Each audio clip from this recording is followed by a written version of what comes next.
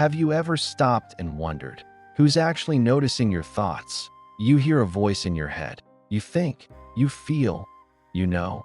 But who is it that knows your knowing?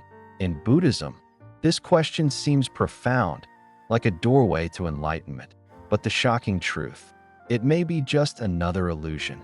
And in the next few minutes, we'll gently peel back that illusion until there's no one left behind it. You sit in silence. The room is still, your eyes closed, your attention resting on the breath. For a moment, everything seems simple, just breath coming in, going out. But then, like a ripple across still water, a thought rises. Who is noticing this breath? It arrives with the elegance of a Zen koan, as if it carries some profound spiritual key. And before you know it, the moment is gone, replaced by a curious search for the one who's watching. This is where the illusion begins.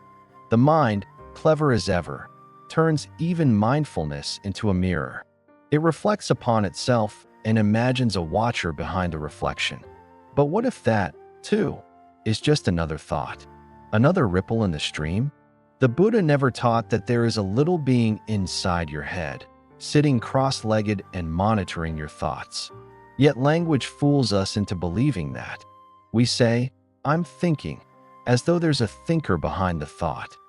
We say, "I'm aware," as though awareness belongs to someone. But what if it doesn't?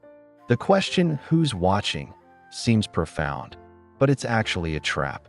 It presumes the very thing we're supposed to question, that there's someone behind the curtain. But when you look closely, all you find are phenomena arising and passing. Breath moves, thoughts flicker, sensations swirl, but no one owns them. No thinker, no watcher, just activity, like wind moving through trees. Even neuroscience agrees. The so-called default mode network of the brain activates when you're wrapped up in stories about yourself, daydreaming, reminiscing, judging. It creates the illusion of a stable, personal self. But look inside the brain and you won't find a soul or controller. Just neurons, just movement, just process. The Buddha's answer was radical. He didn't offer another concept, but a path to see directly. In the seen, only the seen. In the heard, only the heard. He didn't tell us who the observer is. He told us that the observer is not needed. Awareness doesn't need an owner. It's like a mirror, reflecting whatever arises, without clinging or claiming. A mirror doesn't say, "This is my reflection." It just reflects. That's all. And yet, we still ask, who's asking the question? Because even the question feels sacred. It feels like a gateway. But in truth, it's just another mental event, another thought that gives birth to more thoughts. If we chase it, we may never stop chasing. But if we watch it, really watch it, we'll see it arise and fall. And in the space before and after, something else appears. Not a person, not a self, just presence. Just this. What if there's no one asking the question? What if that question, like all others, belongs to no one? And what if the freedom we seek isn't in finding an answer, but in not needing one at all? Is anyone really watching? Ever caught yourself mid-anger and thought, "Wow, I'm really losing it"? That moment, when you seem to step outside yourself and observe the storm, is powerful. You feel like you've stepped into a higher space, like there's someone calm and clear watching the chaos. But here's the deeper question. Is anyone really watching? Or is that, too, just another trick of the mind? You feel the heat rise in your chest, your shoulders tighten. Thoughts race like a storm gathering speed. And the mind names it instantly. I'm angry. Just 2 words. But with them, a whole identity forms, like lightning creating a figure in the dark. Buddhism teaches that anger isn't a thing. It's not you. It's not even yours. It's a swirl of sensation, reaction, history, chemistry. A storm without a center. But language fools us. It whispers, "I'm angry." And just like that, we believe there's someone in there, someone who owns it. Neuroscience says that long before you're aware of being angry, your body already knows. Cortisol is flooding your system. Your brain's threat centers have lit up. Your heart is pounding. The body reacts like a match struck on stone. Fast, automatic, no deliberation. No one doing it, just doing. But then comes the next layer.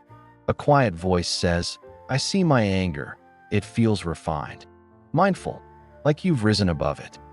But the Buddha warned us, this, too, is part of the illusion. The mind is a master shapeshifter. It can make a self out of anything, even out of mindfulness, even out of the observer. So we begin to believe in the witness, the calm one who stands apart from emotion, above the waves. But in truth, that witness is just another wave. A softer one, maybe. A higher one, but still a wave. Still rising. Still falling. Buddhist psychology goes deeper. It says the mind doesn't flow like a stream. It blinks, moment by moment, like frames in a film. And what looks like a stable observer is just the latest frame. The latest thought. The latest echo in a chain of echoes. So ask again, is anyone really watching? Or are we just watching the mind, watching itself? There's a Zen saying, the wild geese do not intend to cast their reflection. The water has no mind to receive their image. Watching happens. Awareness happens. But no one's doing it. And no one owns it. The illusion isn't just in the anger or the thought or the story. The illusion is in the one who claims to observe it all. And freedom doesn't come from becoming a perfect watcher. It comes from realizing that even the watcher is empty. What's really going on inside? Most of the time, we don't notice the story being written. It happens quietly, in the background of our awareness. A flicker of emotion, a passing thought, a memory surfacing, and the mind connects the dots. Without asking permission, it builds a self. You wake up feeling a little off. Maybe your stomach is tight. You recall something stressful from yesterday. The mind says, I feel anxious. And just like that, it stitches those sensations into identity. It gives them a narrator, a name, a storyline. I'm anxious because I'm overwhelmed. I'm overwhelmed because I can't keep up. I can't keep up because something is wrong with me. One tiny sensation becomes a full-blown personal narrative. And it feels so true. But what's really going on inside? According to the Buddha, what's happening isn't personal. It's just conditional. Sensation arises because of contact. Thoughts appear because of memory, habit, exposure. Emotions come and go like weather patterns. But the mind doesn't like chaos. So it turns impermanent events into a permanent character, you. Neuroscience supports this too. The brain is a pattern-making machine. It edits the raw data of experience into a continuous film, giving the illusion that you are the one moving through it. But in truth, it's more like a flickering slideshow. Still images, fragments, none of them stable, none of them you. And yet, language locks it all in. We say, I am this, or I am that. And every time we say, I, we reinforce the belief that there must be someone behind the scenes. The thinker behind the thought, the feeler behind the feeling, the author of the narrative. But Buddhism offers a subtle correction. Don't say, I am suffering. Say, there is suffering. Don't say, I'm lost. Say, confusion is present. That simple shift, just a few words, can open a door inside the mind. A door that leads away from identity and toward clarity. The mind is a storyteller, yes. But just because there's a story doesn't mean there's a self. Sometimes, the most powerful illusions aren't loud. They're quiet. They speak in familiar tones. And the most convincing voice of all is the one that says, me. That voice isn't bad. It isn't the enemy. But it's not the truth either. It's just the mind doing what it does, organizing experience, giving it shape. That can be useful. But when we mistake the map for the territory, the name for the thing, the story for the self, we suffer. What's really going on inside? Just this: contact, memory, habit, reaction, language, conditioning, arising, passing. No one steering it, no one owning it, no one inside doing the doing. Just the mind writing a character, calling it me. How we keep writing me. We live most of our days surrounded by stories. They shape how we see the world and, more subtly, how we see ourselves. But the most persistent story, the one that never seems to take a break, is the story of me. It's not something we consciously write. The mind does it for us, threading moments and memories together, turning scattered experiences into a single, ongoing character. The self. Maybe you remember a childhood embarrassment, a moment when you felt out of place. Years later, you walk into a room and feel that same awkward tension. The mind doesn't just sense the feeling, it adds a line to the old script. This always happens to me. Before you realize it, you're reading from a script you never meant to write. It happens in big ways and small. You catch a glimpse of your reflection and think, "I don't look good today." That's another line. You get a compliment and think, "They probably don't mean it." Another line. Each moment, each reaction is woven into the narrative of who I am, and the mind repeats this story so often, it becomes background music, so familiar, you forget it's even playing. Language is the pen. We rarely say, "Sadness is present," or "Worry has arisen." Instead, we say, "I am sad. I am worried. I can't handle this." With just 2 words, "I am." We quietly reinforce the idea that every passing feeling, every flicker of thought, belongs to a permanent self. But if you watch closely, you'll notice the story isn't steady. It bends and shifts, editing itself as the days go by. The me who was angry this morning might become the me who is peaceful at night. The me who failed yesterday becomes the me hoping for success tomorrow. The story changes, but the habit of writing it never seems to pause. Buddhism doesn't ask us to erase the story. It invites us to see through it, to notice that the storyteller, the voice spinning the tale, is itself just another pattern, another process, arising and passing. When we shift from "I am sad" to "sadness is present," something opens. The feeling is still there, but it's not so tightly held. There's breathing room. Sometimes we hope that behind all the stories, there's a true, stable I, a self untouched by life's drama. But Buddhism gently asks, if everything that happens is just a process, just a coming and going, then who is left to claim any of it? We keep writing me because it feels safe, because the world without a central narrator seems uncertain. But the freedom we long for doesn't come from perfecting the story. It comes from realizing it's only a story at all. Even the watcher is a thought. You sit quietly, observing your thoughts. They rise, drift, dissolve. Emotions swell and fade. Memories surface like old photographs in a forgotten box. And through it all, there seems to be a presence, a calm, steady awareness watching everything unfold. It feels deeper than the rest, quieter, beyond the noise. For many seekers, this feels like truth, like they've arrived at something pure. But here's the question no one wants to ask. What if even that awareness is part of the illusion? The idea of the watcher is seductive. It feels safe. It gives the chaos a backdrop. You might think, sure, my thoughts come and go, but I am the one watching them. I am the awareness. It feels like spiritual progress. It feels enlightened.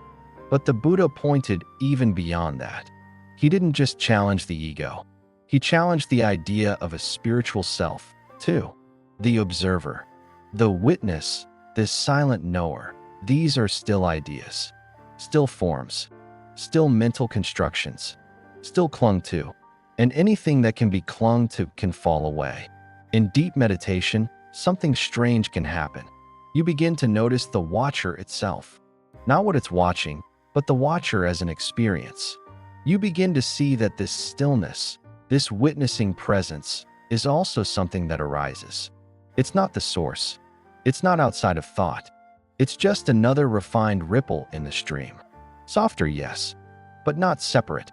You might notice a subtle thought like, I'm being very present, or I'm watching my awareness. At first, this seems profound, but look closer. That's not awareness itself. That's the mind commenting on awareness, naming it, owning it, and in that claiming, another me is born. Even the watcher is a thought. It's not a villain. It's not wrong. It's not even something you need to push away, but it's something you can see. Just see it. How it rises. How it presents as something sacred. How it lingers just long enough to feel real. And how it, too, fades. This is where many stop. Because to go further feels like losing everything. If even the watcher isn't real, then what's left? But that fear, that tightness, is also a thought. Another wave. Another story. And beyond that story, there is no one. Lost. There is no one clinging. There is just this. No self. No center. No observer. Only what arises and falls, again and again, like wind across water. And somehow, when no one is watching, everything is held. Everything is known. But by no one. Not even the watcher. True freedom starts when I ends. There comes a moment in quiet stillness when all the usual shapes of identity begin to blur. You're no longer the thinker, no longer the watcher, not even the one trying to let go. There's just a gentle awareness, open and unowned. A breath moves, a sound appears, a flicker of thought passes like a bird across a wide sky. And there's no one in the middle of it all, at first. It feels strange. We've spent our lives orbiting a center called me. Every plan, every hurt, every ambition and fear has revolved around this inner sun. But now, there's only space, only presence. And in that space, something surprising happens, a deep ease. Not the buzz of pleasure, not the thrill of escape, but a soft, steady peace that asks for nothing. This is where the Buddha's teaching turns from concept to reality. He never said the self was evil or to be destroyed. He simply pointed out it was never real to begin with. The I we protect, promote, fear for, it's just a pattern, an echo, a habit of mind. When it ends, the world doesn't vanish. It opens. Thoughts still arise. The body still moves. Life continues, but without the burden of ownership. When pain comes, there is pain, but no sufferer. When joy arrives, there is joy, but no one clinging to it. Experience flows, but it's not wrapped around a center. And that absence is not emptiness. It's freedom. Freedom from the need to defend. Freedom from the craving to become. Freedom from the fear of disappearing. There is no self to improve. No inner self to discover. No perfect version waiting to be unburied. There's just what is, alive, immediate, and free. And when the illusion of I fades, what remains is not a blank slate, but a luminous presence. Clear, unforced, spacious, real. Some say this is awakening. Others call it no self. But the words don't matter. What matters is this. The moment you stop being someone, you become everything. Or perhaps more honestly, you no longer need to become anything at all. And that, quietly, humbly, is freedom. Letting go of even the watcher. At some point, even the idea of awakening becomes another thread to unravel. You've questioned the self. You've seen the thoughts rise and fall. You've recognized that the watcher, the silent presence behind it all, is just another ripple dressed in stillness. And now, something even deeper begins to stir, a quiet invitation not to cling, not even to clarity. You may notice a soft desire, to hold on to the peaceful state, to keep the calm presence alive, to anchor yourself in the identity of the one who knows. But that, too, is a movement of mind. That, too, is another grasping, this time in spiritual clothing. The Buddha once said his teachings are like a raft. You use it to cross the river, but once you've crossed, you don't carry the raft on your back. In the same way, all the insights, all the realizations, all the beautiful moments of presence, they helped you see. But they're not what you cling to. Even the insight there is no self can become a self. Even awareness can become a mask. So what's left when you let go of even that? You stop looking for the one who's free. You stop watching to see if watching is still happening. You stop waiting for the mind to be still. And in that stopping, there's no resistance. No need to explain. No center to defend. There is just this: breath, movement, sound, light. No watcher. No one owning the moment. No narrative being built. And yet, everything is perfectly present. It's not that you become the sky. It's that there was never a you to become anything at all. There was only ever the sky, vast, spacious, untouched, watching clouds come and go, storms build and fade, all without needing a name. This is not a place to stay. It's not a final achievement. It's not even something to realize. It's the absence of the one who seeks realization. And when the mind asks again, "Who am I?" maybe you'll smile. Because that question, too, is just another cloud. And you've finally stopped chasing the sky. We've walked through a quiet journey. From the question of who is watching to the gentle realization that no one needs to. Not because there's nothing, but because what's here doesn't need an owner to shine. And if something in these words resonated with you, if a part of you felt a breath of space or the soft touch of freedom, then maybe you're ready to live from that space. If you found this helpful, feel free to like the video, share it with someone who's walking their own quiet path, and subscribe to follow more reflections like this. Thank you for being here. Just here,